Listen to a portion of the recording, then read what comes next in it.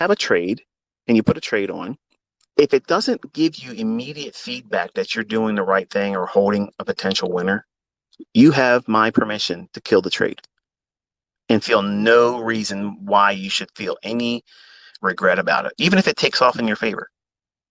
Because if you do this as general practice, you're going to find that you will get out of dog trades. Lying dogs make no money. Okay. They got to get up and run. If they ain't running, they're not going to get to your draw on liquidity. That means they're not going to go to your profit. You're not going to be with partials. You're not going to pay yourself. You can't get paid, and it's going to be frustrating. So why the hell are you in it? Why are you in that trade? You're trying to make a diamond out of a turd. You can polish it all the hell you want. You're just going to get shitty hands. That's all that's ever going to happen. You're going to have a mess trying to turn something that's really a bunch of shit. It's never going to get any better. Why? Because in your brain, in your mind, you're telling yourself, if I get out of this, even though I know in my gut this isn't moving right now, but if I close it, it's going to run. And I'm going to feel like shit about that. But you don't do that when you start thinking, this isn't moving for me. Let me start giving myself a time stop. Ooh, what is that? Something I do. If I see something, like if I buy a fair value gap, let's say I bought that fair value gap and it just hung around. It stayed inside the fair value gap for, if it was a 5-minute chart, say there was 5 candles that it was constantly dipping into it. Okay. I don't mind a PD array being revisited and repriced too, and that's fine. But if it's hanging around like that and hasn't ran for the buy side, I start giving myself a time stop. So I'll give it usually 30 seconds to a minute. As soon as I recognize this and I start feeling that 30 seconds to 60 seconds, I'm counting down. I'm literally looking at the time in the lower right-hand corner of my charts. I'm saying, okay, if I don't see positive movement in my favor, I need speed and distance. I want to see how fast it can run away from where it's at. I'm doing that countdown in my head. Whenever I type that out, the internal dialogue that you're not aware of, I'm telling you right now, is I'm placing a time stop on it. Yes, I have a stop loss on it.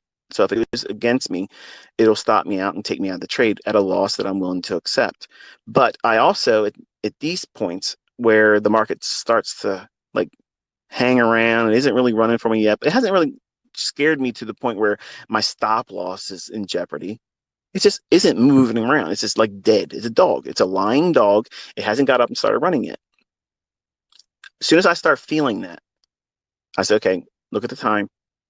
It's got up to a minute to start moving for me. Now, some of you might, well, good grief, Michael. 30 seconds, a minute, that's not enough time. Maybe for you. But I know that there have been so many times in my career where if I just simply would have done that, I would have avoided lots of losing trades. Lots of losing trades by simply limiting the amount of time I hold on to dogs.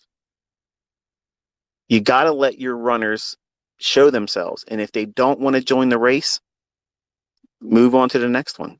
And yes, that means commission costs are spent and you didn't take anything out of it. So what? That doesn't feel bad when you do that. Because if it doesn't run, which that's going to be the majority of the time, but your brain is telling you it's going to run and it's going to do 500 handles. No, it's not. That's the reason why people lose money. You have to kill it. If it's not working for you, fire that position, get rid of it, hire another one. And when you get the right candidate, it will work for you. But you cannot be fucking around with these lackluster moves that aren't delivering for you. If they're not running for you, as soon as you start feeling that unction, you know what, I wish this thing would move. As soon as you got to trade your plan and the timer. Okay, you got 30 seconds to 60 seconds. If it doesn't start moving in my favor, this is a dog and I'm killing it. And I don't give a what it does. I guarantee you, if you do this, you will protect yourself more than you'll find these big runoff moves that you think you're going to lose if you get out of the trade. Let me ask you a question. How many times do you see big runoff moves? Now, you see them all the time in hindsight. But how many times in your own personal analysis have you seen big runoff moves? You're not seeing them every 5 minutes, folks. Come on, be realistic. And it gets back to why trading is so hard. Your imagination is running wild. You don't have experience. You're just now beginning to learn how these markets work.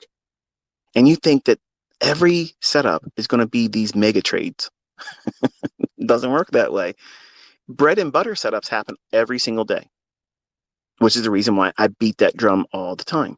That's not an Olympic feat. Simple little things. The little things repeat every day, and you can make fortunes with little movements that are highly consistent.